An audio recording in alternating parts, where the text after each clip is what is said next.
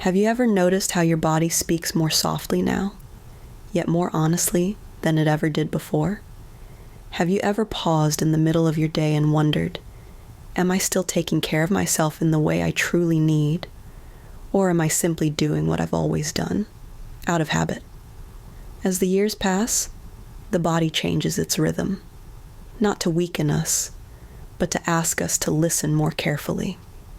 If you're over 70, or approaching that season of life, this message is for you. Before we begin, take a moment to subscribe to this channel. These quiet conversations about health, balance, and well-being are shared regularly, and I would be honored to continue walking this path with you. Now, let us begin gently. Walking has long been considered one of the simplest gifts we give ourselves.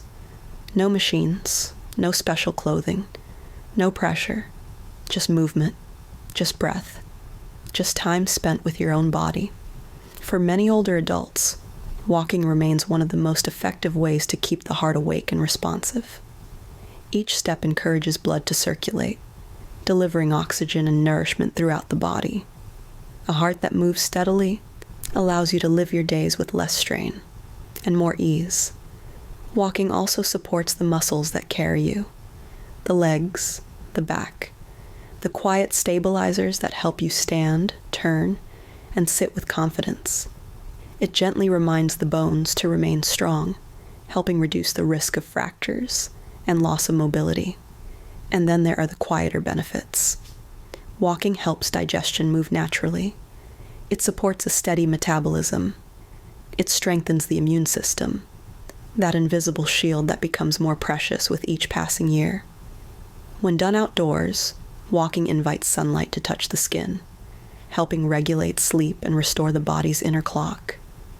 Better sleep means better memory, better mood, and a calmer emotional state. Yes, walking's powerful, simple, but powerful.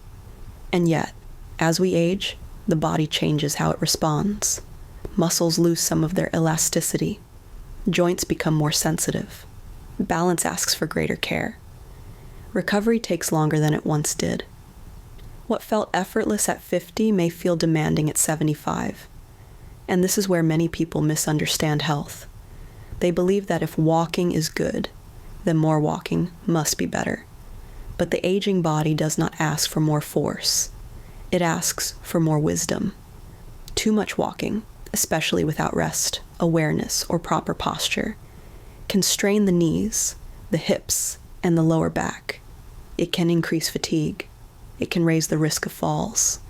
The body, at this stage of life, is not fragile, but it is precise. And that precision matters. Let me share a short story. Mason had walked every day of his life. Rain or sun, morning or evening, walking had always been his way of staying strong, of staying independent. One morning, however, Mason woke with a deep ache in his knees. Not the familiar stiffness that fades after a few steps, but a pain that lingered. He sat quietly on the edge of his bed and thought, "My body feels different." That day he chose not to walk. Instead he rested. Concerned, his family encouraged him to see a doctor. After a careful examination, the doctor spoke gently. "With age," he explained, "the cartilage in the joints naturally wears down. Walking is still beneficial, but not in the same way it once was. Now, it must be done with balance." Mason listened, and what the doctor shared next changed how he cared for himself. In the next part, I will share the 3 simple, practical walking adjustments the doctor recommended. Small changes that protect the joints, restore confidence, and allow walking to remain a source of strength, not strain. We will also explore how walking supports the mind and emotions, bringing calm, clarity, and connection even in later years. For now, rest with this thought. Health after 70 is not about doing more. It is about doing what fits your body today. And if this message already feels helpful, leave a comment sharing your experience and let me know you're here. When Mason left the doctor's office that day, he did not feel discouraged. He felt relieved, For the first time, someone had not told him to push harder, but to listen more carefully. The doctor explained that walking, when done with awareness, can remain one of the most supportive habits even after the age of 70, but it must change its shape. Here are the 3 simple adjustments the doctor shared with Mason, and that you can gently consider for yourself. First, find the right amount, not the highest number. Many people believe they must reach a certain number of steps each day to remain healthy, but the body does not count steps. It responds to balance. For many older adults, 7,000 to 8,000 steps spread gently across the day are more than enough. Some days even less. What matters is how you feel afterward. Do you feel pleasantly awake or deeply exhausted? Do your joints feel warm and alive or sore and strained? Let your body guide you. It knows far more than any rule. Walking should leave you feeling capable, not depleted. Second, walk with posture, not speed. The way you walk matters more than how fast or how far you go. Lift your chest gently. Keep your head upright.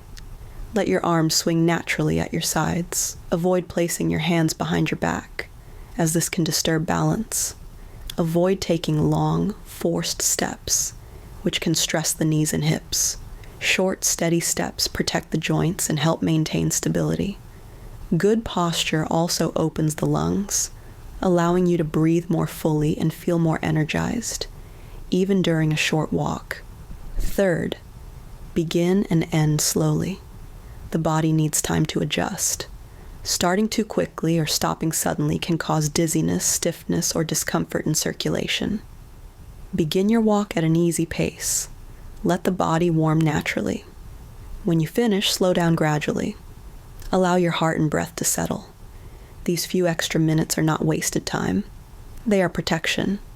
Protection for your balance. Protection for your joints. Protection for your well-being. Mason followed these small changes and something unexpected happened.